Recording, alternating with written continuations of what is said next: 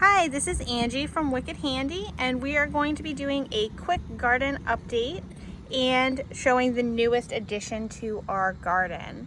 So it's been about a month since the last video, our initial video showing our backyard kitchen garden. And we have been able to harvest almost 11 pounds of produce since then. And today I'm fairly confident that we're going to add several more pounds, but I wanted to save it to show in this video. So the first thing I want to talk about is our newest garden bed.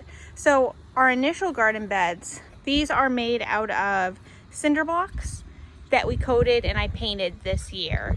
So we love these, but the problem with these is, one, we have to water them often, and two, the weeds grow through because it's connected to ground soil underneath.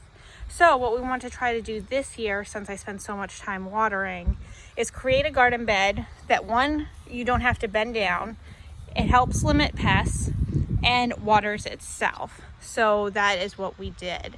So I installed this garden bed a week ago.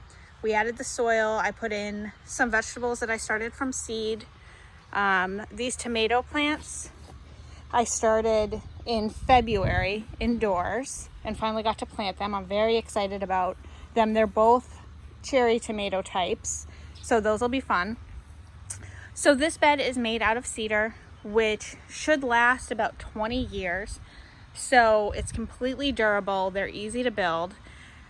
Underneath this soil is drain pipes. They're 4-inch drain pipes that hold 22 gallons of water that get filled with this tube. So all you have to do is you put the hose in and you just let it fill, probably about once a month based on my calculations. So you'll know it's done because I have these built-in drain tubes, so I don't ever have to worry about overflowing this bed.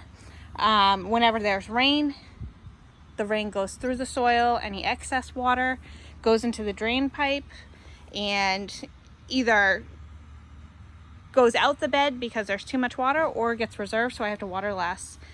So it's great. So far, I haven't had to re-water this, but it's only been about a week, but we've had several days over 100 degrees since I put this in. And really the only watering I've had to do is, I don't know if you can see, but I dug like a little trench right on the edges, and all along the perimeter I planted lettuce. So you can see it coming in. So once a day I mist that just to keep the seeds moist so they'll sprout, but that is it. And as you can tell, if you move the mulch a little bit, you have this nice, slightly moist soil, which is perfect for the plants. So we love this bed.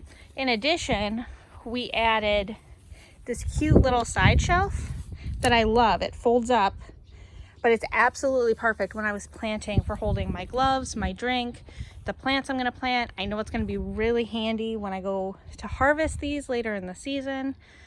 We absolutely love this.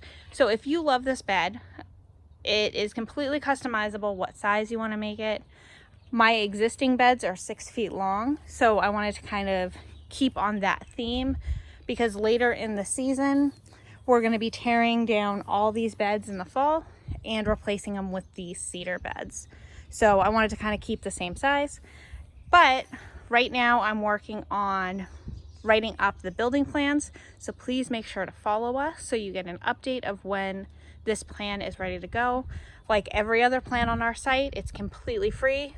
We love sharing our knowledge and things we've come up with. So you just go onto the site and you'll have access to that. So again, don't forget to follow us so you get notified when those plans are ready.